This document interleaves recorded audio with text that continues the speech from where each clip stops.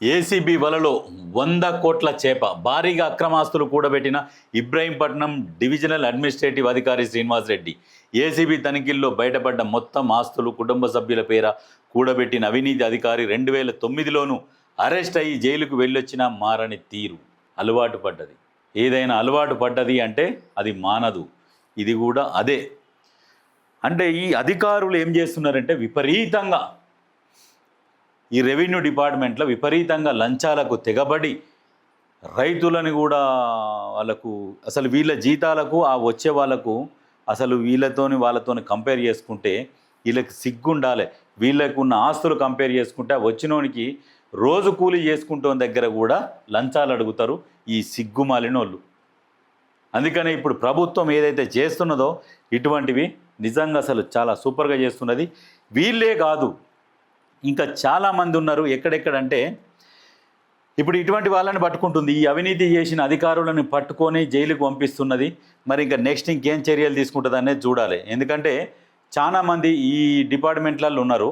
ఎక్కడ చూడు 100 కోట్ల అవినీతే ఉంటుంది వీళ్ళది. ఈ తహసీల్దారులది, సబ్ రిజిస్టార్లది, వీళ్ళ మీద ఇంకా నిఘా పెంచుతూనే ఉంటారు.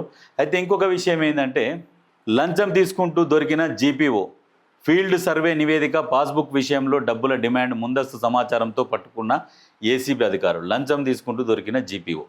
ఇక్కడనేమో ఏసీబీకి పట్టుబడిన ఎస్ఐ 30,000 లంచం తీసుకుంటూ దొరికిన ఆంజనేయులు స్టేషన్ బెయిల్ విషయంలో కకృతి. జీతం వస్తలేదా మీకు? ఎందుకు ఈ కకృతులు పడుతున్నారు? కకృతి పడి మీరు నిజంగా నిజాయితీగా పని చేసుకుంటూ పోతే మీ జీతం మీకు ఫుల్ సరిపోతుంది. ఏం లేకున్నా కానీ ఇంకా వరదలు వస్తూనే ఉన్నాయి. అయినా కానీ ఇటువంటి బలవంతంగా వసూలు చేస్తున్నారు. పాపం వాళ్ళే ఏదో ఇబ్బంది పడి పోలీస్ స్టేషన్కి వస్తే మీరు మళ్ళీ దాని మీద మీరు ఈ వసూలు చేసుడు. ఇది మారాలి. ప్రభుత్వం కఠిన చర్యలు తీసుకుంటుంది, ఇట్లనే తీసుకుంటుంది. ఇంకా కూడా మీరు మారండి. మీకు జీతాలు వస్తున్నాయి కదా, ఎందుకు ఈ పని చేయాల్సిన అవసరం ఏమున్నది? ఎక్కడ చూడు అవినీతి అవినీతి అవినీతి. హైదరాబాద్లో ఉగ్ర లింకులు. 2 అరెస్ట్ చేసిన భద్రతా బలగాలు. యూసుఫ్గూడ, మేడ్చల్లో తనిఖీలు, కీలక ఆధారాల సేకరణ. షహజాద్ నెట్వర్క్పై ఫుల్ ఫోకస్. హైదరాబాదులో ఉగ్ర లింకులు, ఉగ్రవాదులని వీళ్ళని అరెస్ట్ చేసి వీళ్ళ లింకులు ఇంకా ఎవరెవరు సహకరిస్తున్నారు, ఏ ఏరియాలలో ఎక్కువ ఉగ్రవాదులు ఉన్నారో ఆ ఏరియా మీద ఫోకస్ పెట్టాలి.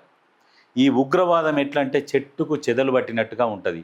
కాకపోతే కేంద్రం కూడా గట్టిగా నిఘా పెట్టి ఈ ఉగ్రవాదులని ఏరిపడేయాలి. వీళ్ళని జైల్లో పెట్టి మేపడం కాదు, అక్కడికక్కడ ప్రజలల్లో నిలబెట్టి ఎన్కౌంటర్ చేయాలి.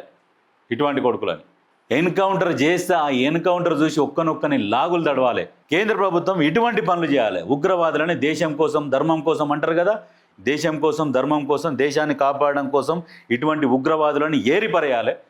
కొడితే గోలి కింది నుంచి కొడితే పైనుంచి వెళ్ళాలి గోలి. అట్లా కొట్టాలి. అట్లా కొట్టి ప్రజలలో ఎన్కౌంటర్ చేస్తే ఇంకొకరికి లాగులు దడిచేటట్టు చేస్తే బాగుంటుంది. అటువంటి వాటి మీద ఫోకస్ పెట్టుర్రి.